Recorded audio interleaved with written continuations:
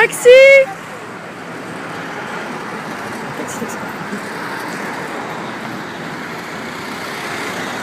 Bonjour. Bonjour monsieur. Bonjour. Alors, je vais à Romainville. Salut Virgile. Tu peux monter, ouais. Bonjour monsieur, bonjour. Bonjour, enchantée. Alors, comment ça va Virgile? Ça va. C'est bizarre d'être filmé. Désolée, ouais. Encore la personne. Je te regarde dans les yeux si tu veux, c'est moins stressant et je vais mettre sur le côté. Non, c'est pas stressant, mais c'est inhabituel. Et donc là, on va faire quoi exactement? On va où? Bah, c'est un des plus hauts points qui surplombe Paris. C'est là où on voit le mieux la banlieue parisienne. D'accord. Et c'est pour le prochain film que je fais. Je suis en repérage en ce moment. Et on va parler de ce lieu que j'ai pas encore vu et qui m'a l'air vraiment. Ça vaut le coup, quoi.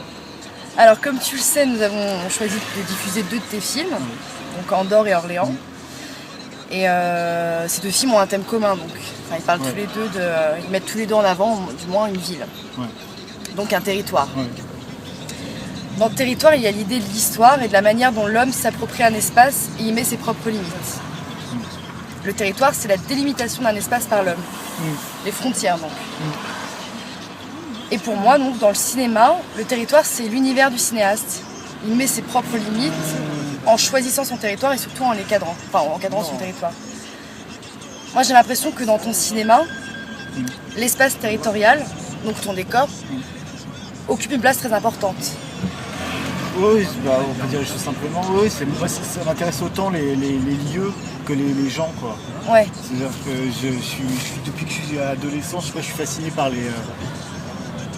des lieux qui ont l'air de rien, en fait, qui me retiennent vachement mon attention et qui structurent mon psychisme et qui fait que je me repère dans la ville. Parce que avant, j'étais très très confus, j'étais perdu et je me suis accroché à des lieux symboliques qui structurent mon esprit et donc j'essaie de rendre les gens sensibles par les images à ces lieux, à ces choses qui provoquent beaucoup de sensations pour moi.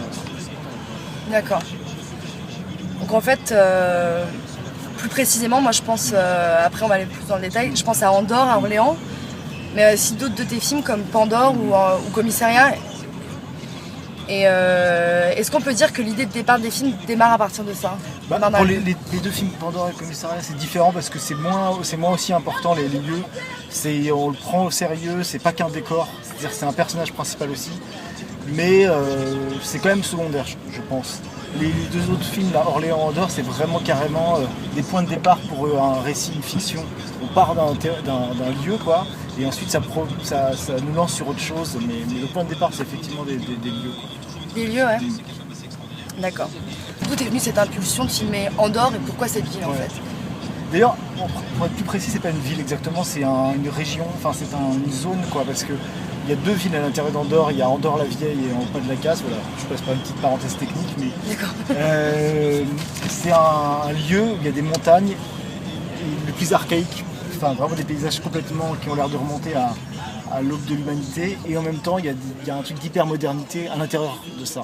Et j'ai découvert par hasard ce lieu, j'étais attiré par le nom parce que je trouvais ça beau comme nom, Andorre, je voulais voir ce que c'était, et j'ai trouvé ça vraiment très très intéressant parce que c'est des considérations que j'ai en ce moment qui m'intéressent beaucoup sur l'hyper-modernité, sur les lieux où il y a un truc du futur qui est en train de se mettre en place déjà.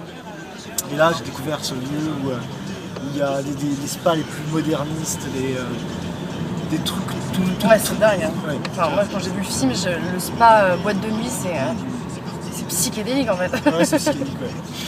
J'adore ce genre de trucs, c'est avec des sons de lumière, tout ça, ça m'évoque vachement de choses, ça rejoue des choses. Pour moi, c'est comme, c'est pareil que quand dans les églises, il y avait des tableaux pour illustrer la Bible. Il y a des nouveaux lieux comme ça qui sont des nouvelles cathédrales où il y a des trucs, des motifs comme ça hyper anciens qui se rejouent à l'identique, mais qui prennent d'autres formes, quoi. Et là, on dirait une grande cathédrale de verre, ce spa dans Andorre. J'ai l'impression qu'aujourd'hui, les lieux les plus importants, c'est devenu effectivement les centres commerciaux, les lieux pour le bien-être, tous ces trucs-là, c'est très très valorisé, quoi. Et voilà, moi ça m'intéresse de montrer ça, de filmer ça. Pourquoi t'as été à Andorre pour aller... Pour être très bête, j'étais avec des gens et on était pas près de là et on m'a proposé de passer, donc j'ai dit oui, j'étais hyper attiré par le nom. Parce qu'Andorre c'est comme ça, il y a le mot or, ça veut dire que c'est comme c'est du diamant, ça attire, on a l'impression que c'est un peu magique, que c'est comme dans un conte de fées. Donc voilà, c'était le paradis des gens pauvres, quoi. Ouais. On pouvait avoir comme tout le monde droit à certaines choses, mais moins cher, quoi. Donc, moi ça m'a fait penser aussi au premier jour des soldes, le truc hyper fou qu'il y a en ce moment où les gens sont capables de se marcher dessus. Ouais. Voilà, c'est vraiment très fort, quoi. Et là il y a ça mais en permanence, quoi. Ouais. Et ce qui est beau aussi c'est que c'est le mélange avec le paysage hyper archaïque des montagnes, quoi. Et qui a une grandeur romantique quand même, parce que sinon ça peut devenir des films que cyniques où on montre que des choses hyper matérialistes et intéressantes, mais si en plus il y a la montagne, ça devient un truc qui renvoie à la peinture allemande, un truc sublime, au gothique, au romantisme. Donc c'est les deux paradoxes qui t'ont intéressé en fait dans Andorre. C'est ça qui est puissant. Ouais. Il y a les trucs impersonnels, le monde impersonnel, mais qui se répand partout comme dans un restaurant japonais de banlieue où il y a une déco hyper clean, des musiques d'ascenseur, des musiques lounge, et en même temps complètement déshumanisé. Oui. Et ces univers-là, c'est vraiment très fort parce que ça en a partout, quoi. Et ça devient un truc un peu dominant. Et là, c'est à l'échelle d'une ville, là. Toute la ville est comme ça, c'est que des gens de passage, comme dans un aéroport, personne ne vit là, personne ne séjourne vraiment là. Maintenant, un peu pour parler d'Orléans. Donc l'ouverture de ton film, c'est, si je ne me trompe pas encore, c'est des images de la ville actuelle et en parallèle des images d'un plan de la ville comme elle était avant. Des gravures liées à l'histoire d'Orléans à travers les époques. Ouais. D'accord, ok. Donc, en tout cas, on voit que c'est pas des images actuelles.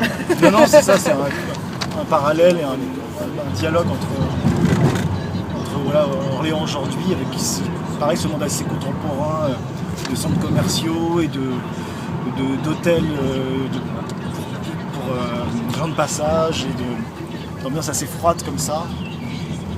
C'est un point de départ. Puis il y a le centre-ville et il y a la périphérie de la ville. Et le film commence une fois qu'on a fait un peu le tour de la ville. Le film peut maintenant commencer, maintenant qu'on nous a présenté les décors. Je trouve que Jeanne d'Arc, elle est quand même vachement présente dans ton film parce qu'on déjà on la retrouve dans Joanne. Dans la ville, j'ai l'impression qu'elle est quand même incarnée puisque tu as quand même choisi de filmer pendant les 4 jours de fête. Et en plus, on la retrouve aussi dans la jeune fille qui interprète son rôle, même je pense dans plus de choses encore. Elle inonde partout et pour moi même elle est invisible, mais son esprit est là. Ouais. Ce film c'est une tentative, il y a plein de doutes, tu vois. J'ai essayé je suis obsédé par cette figure à un moment quand j'ai fait ce film et je me suis dit le point de départ c'est vraiment le truc d'être à la fois une femme guerrière et une femme victime. Partir à la fois en guerre avec une épée à la main et en même temps être une femme qui va terminer au milieu du bûcher, brûlée, jugée par le monde de la société, des hommes comme ça qui disent non, une femme ne peut pas. Et voilà. Et ces deux trucs, ça permet de raconter l'histoire d'une fille d'aujourd'hui et de rejouer ce mythe éternel d'une fille de province qui s'ennuie et qui rêve de monter sur la capitale où il va vivre. C'est drôle qu'elle parte à Orléans justement. Alors Orléans c'est un moment transitoire effectivement.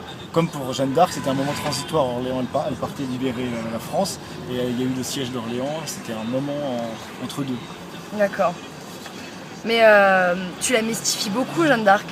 Parce que au-delà d'un personnage historique, elle est quand même... elle devient mystique puisqu'elle se réincarne. Elle est comme un fantôme qu'il y a dans la ville. Enfin, quand on pense à ton dernier plan, on a l'impression... Enfin, moi, quand j'ai vu le film, j'avais l'impression qu'elle était en vie, qu'elle était un coup s'animer. Donc c'est vrai. Ouais, de toute façon, c'est que des trucs de réincarnation. C'est-à-dire que réincarnation comme le fantôme, réincarnation parce qu'on fait jouer une jeune fille pseudo vierge chaque année.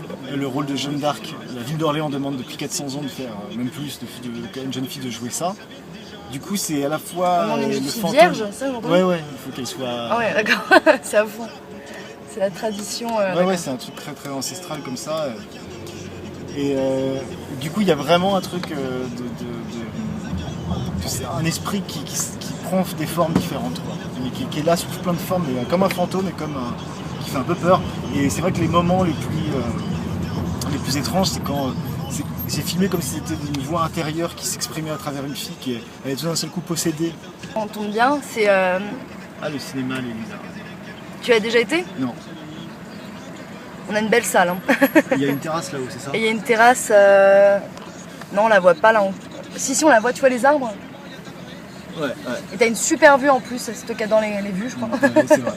T'as une très belle vue parce que t'as le cirque ici, t'as le périph', t'as 2 tours jumelles, on dirait... Oui, je sais ce que c'est ces tours parce que je vais tourner un film en rapport avec ces tours justement.